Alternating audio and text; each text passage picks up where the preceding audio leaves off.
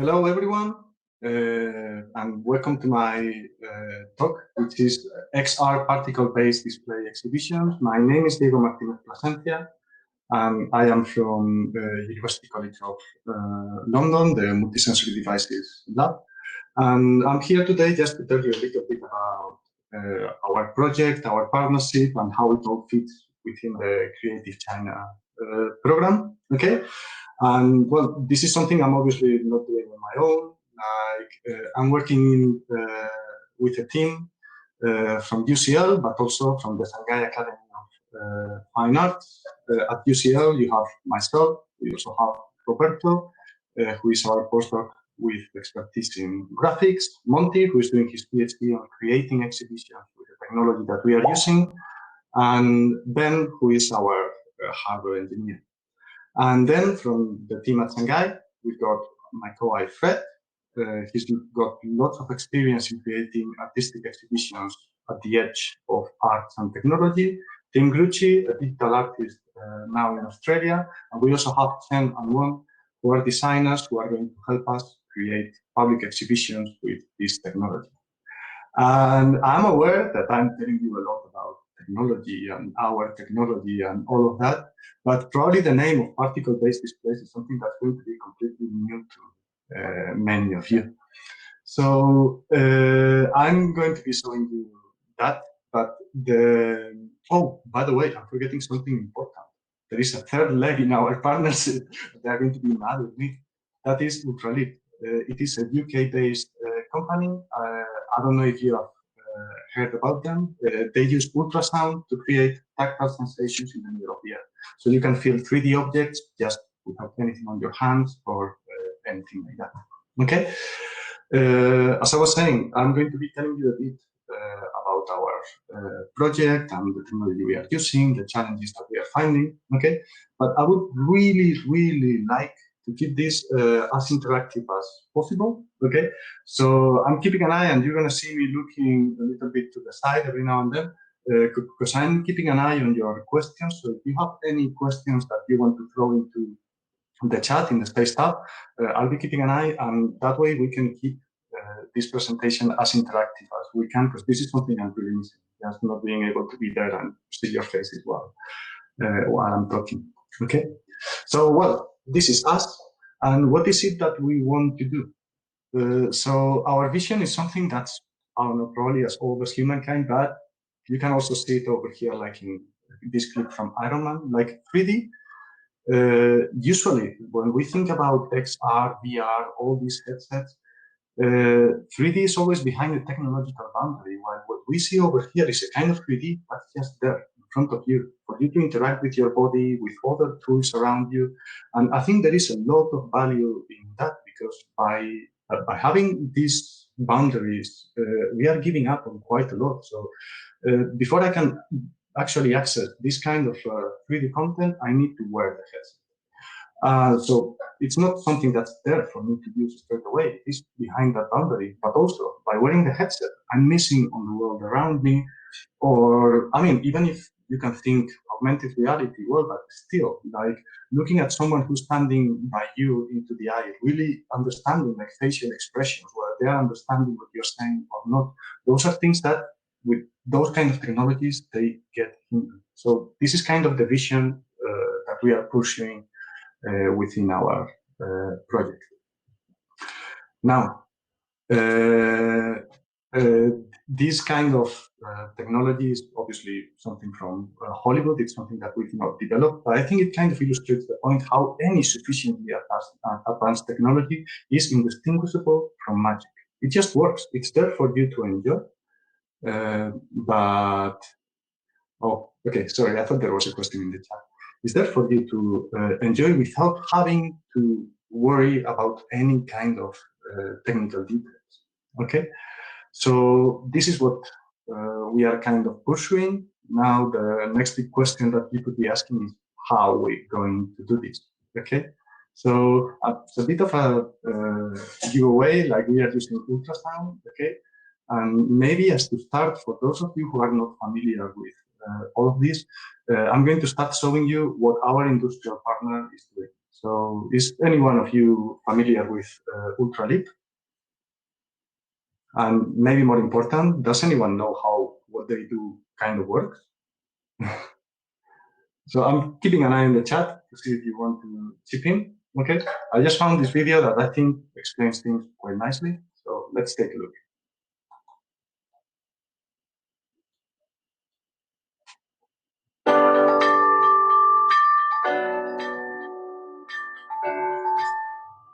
We use a small collection of ultrasonic speakers, just speakers that emit sound waves that are too high frequency for you to hear. And we trigger these speakers with very specific time differences between them, so that the sound waves from each speaker arrive at the same point at the same time.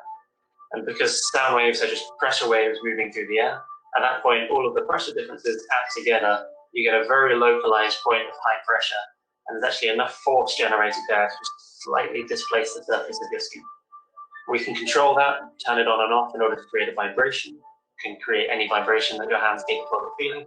And we can manipulate and sculpt the acoustic field rather than just creating a point, create a line or a 2D shape or even three-dimensional shapes of objects.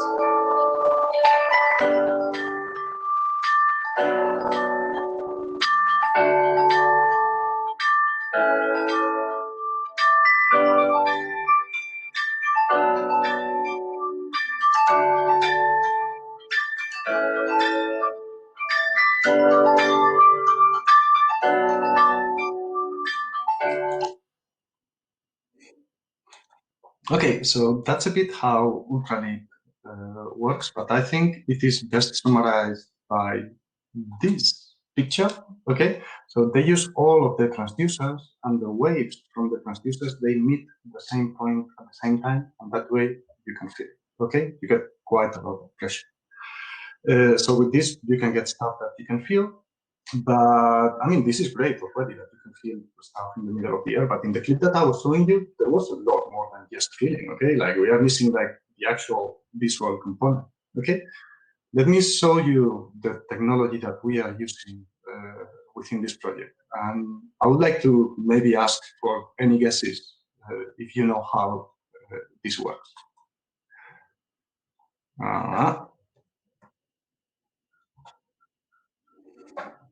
So this is the technology we are using. It creates that kind of volumetric content that just floats in the middle of the air with no boundaries or anything around it.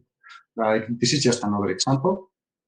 Over there we see the content, we see like the hand waving behind it, and it's not only behind it, like you can just enclose it and go all around it. So those kind of contents, they are free, standing in the middle of the air, and you can just interact around. So I don't see much of a question, okay?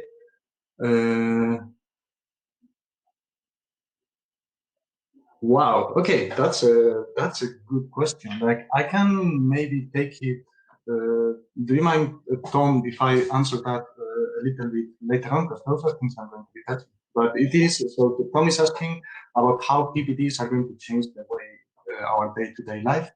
And we have a lot of challenges before we get there. And those are the ones that we want to take onto. But we'll see how everything fits together. Okay, so the way our technology works is based on ultrasound, on acoustic levitation. Okay, and in case you haven't seen this kind of levitation before, like actually I don't want that video. Sorry. Acoustic levitation uses pressure waves, and with that you can hold particles in air. It's not only that you can hold them, you can also move them in space, like you're going to be seeing over there. They have to be very light objects, okay? This is something that has been used in other display concepts. This is pixie dust. It was one of the first ones to use it. Now they used 4 arrays kind of similar to the technology we are using, but the limitation is that that kind of pattern, that was everything they could levitate and control. They didn't have individual control of the particles. Like other approaches, they started allowing you to control, but still what you could do in terms of display was quite limited. It was just some individual particles or maybe you could even have a bigger working volume, but your display was basically made of points, and it's not like you were free to actually move them however you wanted. So instead of that, and I've lost my cursor. This is another example in which they were using levitated particles, but they were also using electric fields so that they could flip the particles. So not only controlling where it is, but also the orientation. So if you wanted to have it sort of blinking an eye, you could have a smiley face blinking an eye. So that's some developments of levitation for display. Other things that we've been doing, and this is from my group, has been using this kind of levitated particles also to levitate surfaces, just for storytelling, like a rocket taking off, to create tangible notifications that just float in midair in front of you, and physicalize in this vertical phone game. It was quite a lot of fun, even if it's an old game, just seeing it there in front of you. It was so fun, so much fun.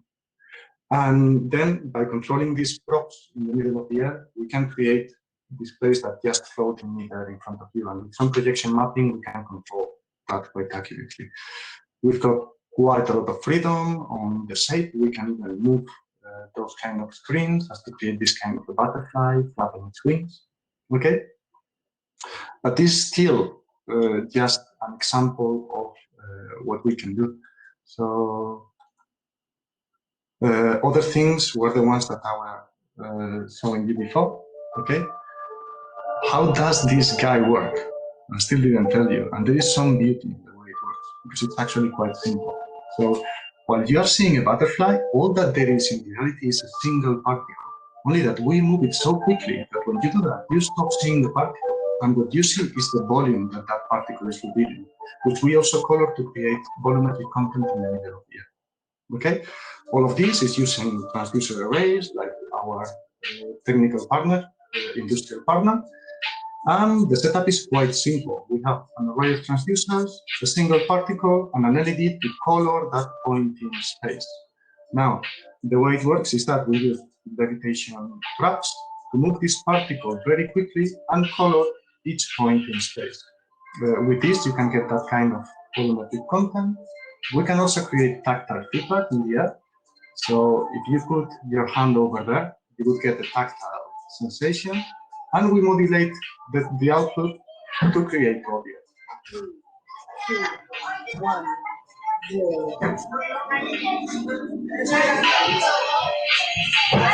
And with this, we are in front of the only current technology that allows for simultaneous visual, tactile, and audio modalities all at the same time. So this is the technology that we are using, and the one that we are trying to use to try and get to that vision that I was showing you at the beginning. So, well, this is a bit of who we are. Okay, so we've got a bunch of people. We've got a quite ambitious vision, and we also have some technology to try and get there. Okay, so how are we actually going to go about getting there? So the way we are doing this, our project is a 3-year project, and we are planning it as 3 cycles, because this is just a very new technology. We really need to iterate onto it. So within each of the first year, we are exploring what kind of contents we can create. Okay, in the next cycle, what we want to do is to just go for much larger devices. Right now, our devices are quite small. They are 16 by 16 centimeters, and that influences the size of the content that you can create. The next challenge that we want to take is on much larger setups, like the size of a table, or, well, size of a room. Let's see where we get. And then we want to start moving in adding freedom on where we can place those kind of manipulators. But the key to our project is to have public exhibitions at the end of each of these cycles. And this is something that we really need, and it kind of touches on the question by Tom of how is this going to change our life. Like, this technology might have a lot of potential, but unless we take it out of the lab, it's not going to change anyone's lives. So by having public exhibitions, what we want to do is to reach as many people as we can, because that is the way that you can drive demand. Like, we need people to be aware of that this technology actually exists, that this is an option, that this is no longer science fiction. And once we demonstrate that people are interested in this kind of thing, that's when industry is going to chip in and join. And this is something that has happened already.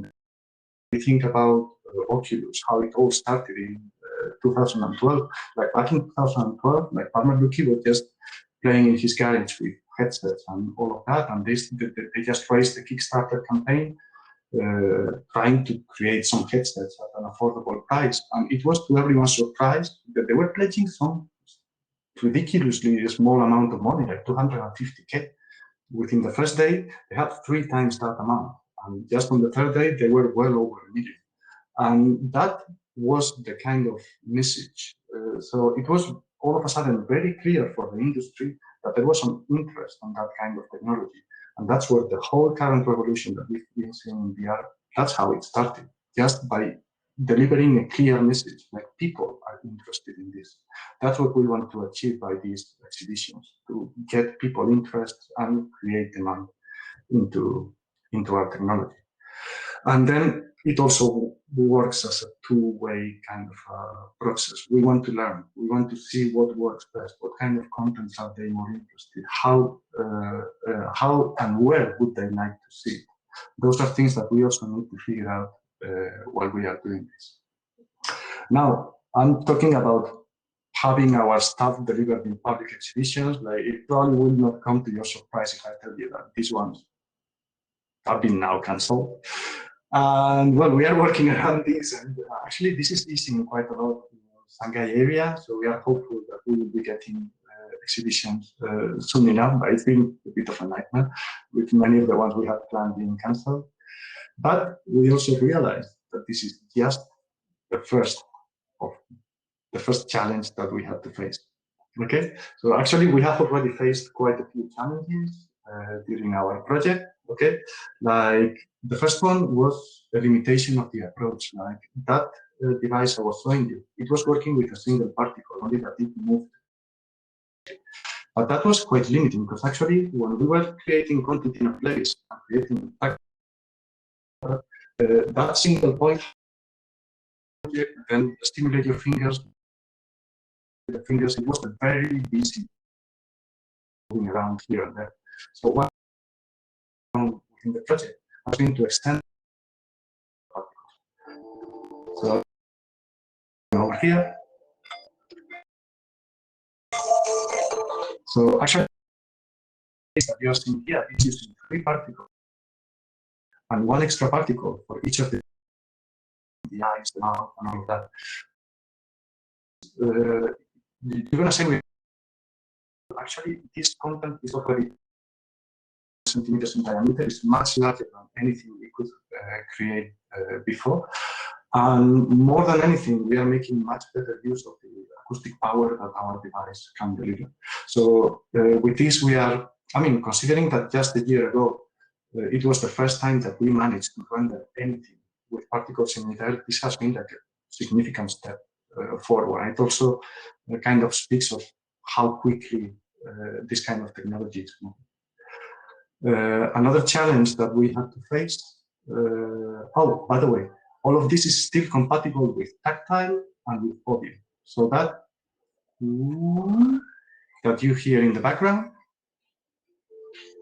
that's coming from the ultrasound, while we are simultaneously delivering tactile and visual content. So we are not giving up on anything by using this approach. Other challenges that we've been facing when working with our okay, how do PVDs relate to holographic projection? So,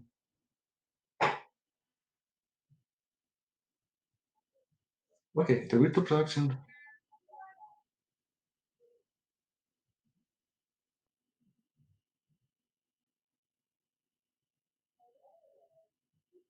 Okay, so usually when we think about holographic displays, this is a term that's being very abused these days.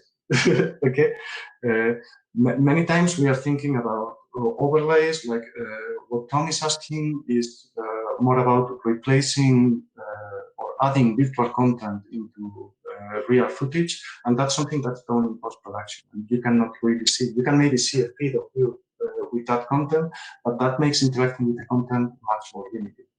The beauty of our approach is that there are no tricks. It is not a headset showing you an image in the middle of the air. It is an actual object that is being created there in front of you. So the way you perceive it is just the same that you would perceive a real object. So it has no issues with accommodation or eye fatigue or anything like that. It is just as real as a real object. And this is still not holography in the strict term. That's something that people in physics use, but it is just as close as creating real objects in the middle of the air. Other challenges that we've been focusing on, they are quite practical, and this comes just from working with our artists and partners in Shanghai. It's actually loading the content. Like our display is not complete. Our display needs to have physical matter which is placed there, and then we can start doing stuff with it. But without placing that physical matter in place, like there is nothing you can do.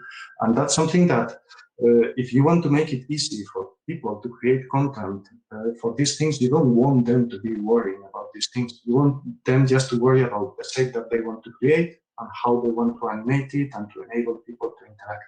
So in order to do that, well, like this is what we've been proposing. We've started moving to higher level tools in which you only describe the shape that you want to achieve, and the levitator just from stuff that you place within its reach in the working volume, it just identifies them, assembles them, and places them in the pose that you need to start your application. Now, all of this is happening within Unity. It is the tool we picked, but that allows us to use devices like Kinect and approaches like projection mapping. And with that, you can create this kind of an avatar for a kind of a Zoom application, maybe like with just in a few years, instead of having me here on Zoom, you would have me waving my hands at you in media. That'd be quite nice. And this allows us to deal with quite a few different kind of materials. Like the kind of materials that our displays involve are these ones, like individual bits. We can also use threads, and that also gives you like if you move it quickly enough, something you can project onto. You can create articulated shapes, and it is quite fun. This is just a screenshot from our tools. And this is all happening in Unity. You don't need to care about the underlying device or anything that's happening. And you can even connect it to the physics engine in Unity. And this is something that was quite a lot of fun because it's not only you can control it, like all of a sudden you assign it a mass, like some physical properties. And that piece of cloth, which is so silky and light, all of a sudden it has a mass. It is a very peculiar experience that you create. We also allow the device to automatically identify the props that you have, because if you only look at the anchors of the particles that are attached to the fabric, both of them could look the same. But by looking also at what the fabric is looking like and matching that to the developer shapes, we can get the school where the school needs to be and the fish where the fish needs to be. So this is just for the developer to forget about these kind of things. Oh, okay, so Tom is telling me about the previous question that they wanted to create 3D shapes in real space that they could film live. I mean, if that's truly what you want, this is the technology that you will need to go for. Like, I don't know of any other technology that can create the stuff just in front of there in open space.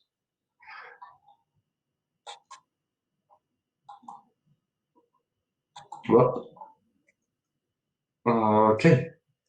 Okay, so issues that we've been needing to figured out has been like to actually initialize the device while your monitor just works. You need to take that step into account.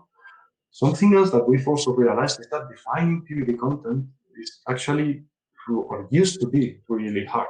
Okay, so this is a bit what we think about when I tell you, let's create some content for my display. So you simply specify some input, do it however you want, like in a tablet with your pen, or in Unity with some splines, or whatever, as we are doing there, and the device just renders it. And this is the reality. Like content creators, they just care about the shape that they want to achieve. Okay, but for our device to work, we don't only need to know the positions in space. We also need to know the timing. So, and that's something that you can it's kind of easy to understand. So you need to specify where you want the particle to be in space and when you want it to be there. The thing is that it is not so simple, because if your particle, imagine you're traveling with a car, you're traveling around this kind of a smooth curve, you can go relatively quickly. But if you're approaching this kind of a sharp corner, you need to slow down. And the thing is that this depends on the capabilities of the levitator, the accelerations that it can apply. You also want to reveal the whole thing within a specific. So all of a sudden, the content creator needs to worry about a lot of things that he just doesn't care about. We need to get rid of all these problems. And then, even if you figure out the timing, there are other things that also come to mind. Like over here, we were trying to just render the triangle with our PVDs. And if you just render a triangle with your traps, that's what you're going to get. You're going to see that there are some oscillations on some of the sides, okay? And that's because when you trap a particle, you're not trapping it like strongly. It's more like it is attached to a spring, okay? So I was telling you that how we were driving a car. Like imagine that your car had the engine at the other end. So if you keep pulling over here, by the time you go down, like the particle is going to just go wiggling around. So it is not only that we need to figure out the timing, we also need to take into account the physics of all of this. And that's quite complicated. So we found that defining content was really hard. And while as a content creator, I only care about the shape that I want to get, all of a sudden, I needed to also care about accelerations, timing, distortion, what else.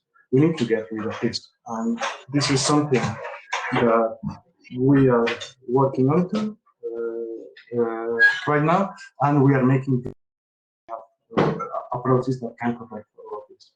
So soon enough, it will be possible to just create content in the middle of the air, just defining the shape, and as we've been talking, like without initializing the device or anything like that. Well, that's a bit like what I was illustrating over here.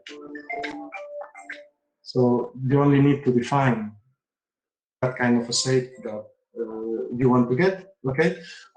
Before, what you will need to do is to just start guessing the timing. That's very time consuming, because you will end up with things that just don't work. Like we want to just get rid of all this fuss, have the computer jump in, figure out how it needs to be done, optimize it, and get it done for me. So that's another challenge that we've been facing. Other challenges like come from, okay, like we have a lot of potential. We can create this visual display. We can also create tactile and even sound. But even if this is bringing us closer than ever to that vision of having the 3D in front of you and just reaching it, like the current algorithms that we have assume that that space in which the stuff is levitating is empty. And that's not true. Like if you want people to just stick their hand and start interacting with that levitated content, you need to take into account that their hands are going to reflect the ultrasound, and that's going to affect the content, the matter that you are moving around in space. So we started doing just that, taking into account how sound propagates and how it reflects from over here. We just place some arbitrary structure. We already have ways in which we can account for reflections and still be accurate on what we levitate. Now, the challenge still remains to do this with dynamic objects. This is something that we haven't figured out yet. So, and it is kind of a tricky space that we are using. In order to be able to present these POV contents, we need to compute the sound fields at very high rates. And by that, I'm not meaning like 90 frames per second or anything like that. It's more like 10,000 frames per second or even higher. So if you start computing all these reflections and all of that in real time, you soon start getting into trouble.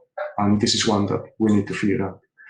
Well, these are just the challenges that we've been facing now, that we are exploring which kind of content we can create.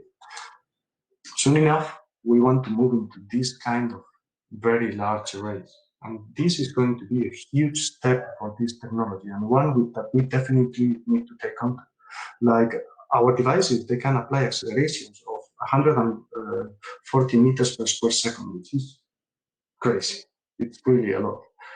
The problem is that our devices are 16 centimeters by 16 centimeters. So it is like if you had a Ferrari and you only had like 3 meters of road ahead of you, you're not going to go very fast. So by scaling up, we have more space to accelerate our particles. And the more we accelerate them and the higher speeds we get, that relates directly to the complexity and the size of the content that we can create. And this is going to be like the next step that we need to take on.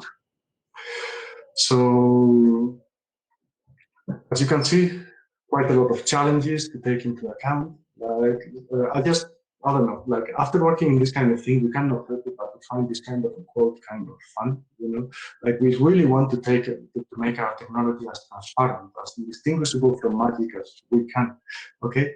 But the reality is not so simple. Like we are sitting at that space between the dreams, the kind of interfaces that we want to deliver, okay, with having to deal with the technology that we have available, but also with the physics. Like our system is inherently controlling particles or pressure and energy in the space, so you need to deal with those physics. And our team is sort of at that intersection, pulling all those threads together, so that instead of having this, we can go for something like that. That intersection disappears. So our team disappears. We are no longer needed. And we just have our technology dealing with anything that needs to be done in terms of physics in order to deliver that kind of a content that people want to create. So this is the purpose of our partnership. We really want to push this technology much forward because as I'm going back to the question that was saying how this can change our lives, like it is a bit maybe sad that 3D is still behind those boundaries. Like something that makes technology great, something that made these guys great, was that they come with no ties. I mean, we create our ties by dependencies and all of that, but whenever I need it, I can just use it. Whenever I don't need it anymore, I can chuck it away. Like the same happens with a pen, with a piece of paper. And there are technologies that just blend into our lives and they are there for us to use. While the current reality of immersive technologies is that if I want to get the 3D, if I want to get the interaction, if I want to get that experience, I need to first go through the process of instrumenting myself. And on the other hand, I need to give up on the space that I have around me. I can no longer see like the eyes of my daughter. I can like, even if I manage to get in contact with my grandma on the other side of the world, you know, she's not going to be able to see like my facial expressions. She's not going to be able to see like my daughter's face.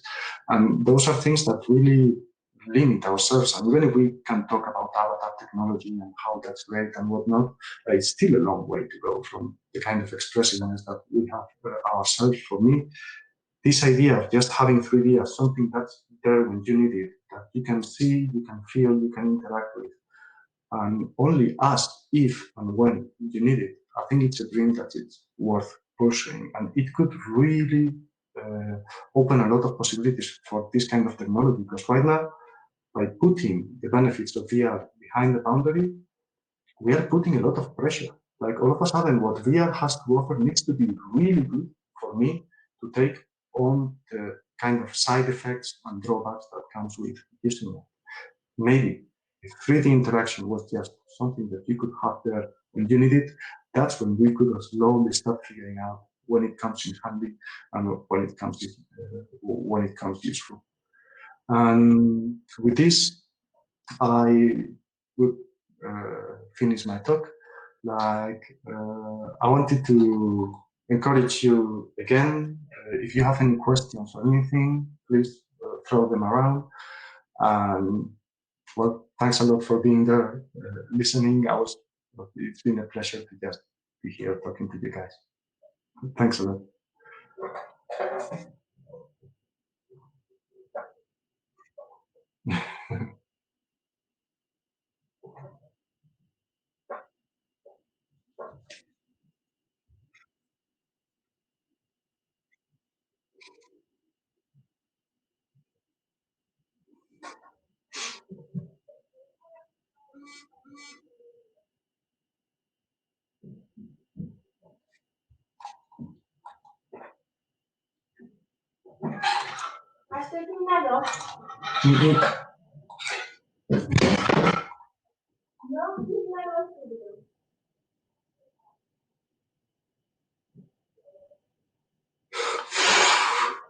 Okay, so there is a question in the chat saying that the technology can be revolutionary, but how long will it take to become mainstream? What's needed?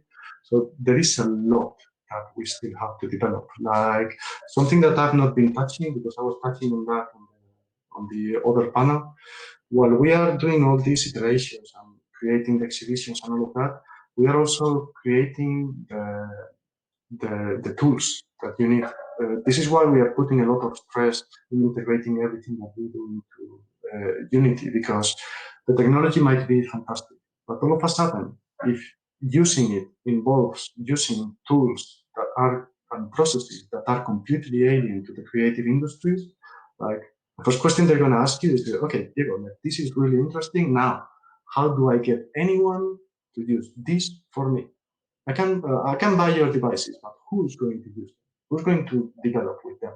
So one of the steps that we need to take is actually creating those tools that can pave the way, and also make sure that those tools follow the same processes that we usually follow when creating other kind of immersive technologies. That's something that we really need to take on, and that's something that we are taking on to ourselves, or trying to, like, obviously there's going to be a lot of input needed. Is something that we cannot do on our own. But then what I think is going to be critical, it is really hard to try and envision a timeline,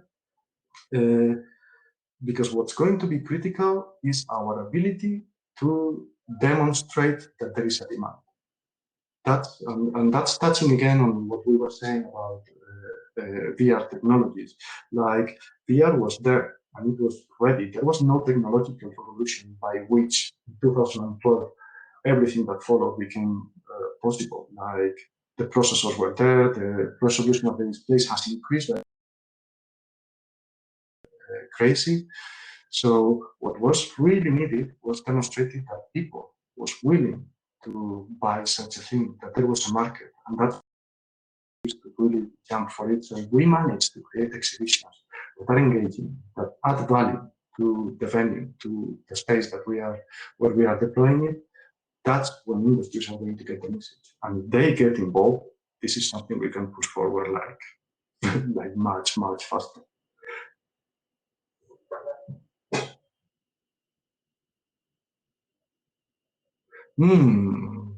That's a hard question. I don't think so. Right now, the tools that we are using, we are trying to make them as similar as possible to creating a game. Like, there are some elements that are different.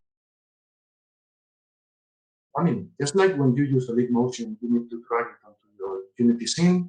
When you're using our technology, you need to drag a levitator, and then you just start creating content, which is, okay, we give you a plane, and then with splines you can create the kind of shapes that you want to have over there.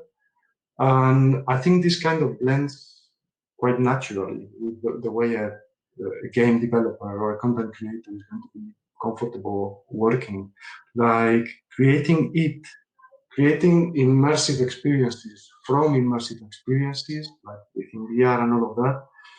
I mean, it is interesting and it's certainly a lot of fun, and it could be super playful to have somebody playing in VR and me on the other side of the world seeing what that person is doing, like physicalized.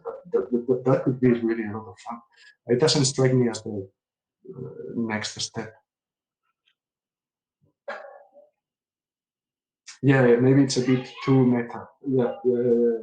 So I think there are things, like if you want precision on the kind of a content, I think we are all going to agree that tools like, I don't know, I don't want to make a specific, I don't want to mention a specific tools from specific industries, but there are very well established tools in which you can define those vector graphics very nicely, or you can just create your 3D models. Like further down the line, we want to be able to just take a 3D model, work out how to scan it with our particles and just do it. So that would make it compatible with stuff like Blender, 3ds Max, Maya, you name it. But I think there is a lot of value in trying to tap on the talent that the creative industries already have. And that's also much easier for industries to chip in, because any industry, you take this, I mean, you put this kind of a technology in front of them, and they are going to feel kind of a new technology. This happens with VR, like they know that by embracing VR, they're taking a risk. Like it is harder to find people who really understand it, who have experience, who are really good VR developers. So with this kind of a technology, it's going to be the same, even just tenfold. So if at least we can keep the processes and the tools as close as possible to the world that they understand, I think that's going to be quite key.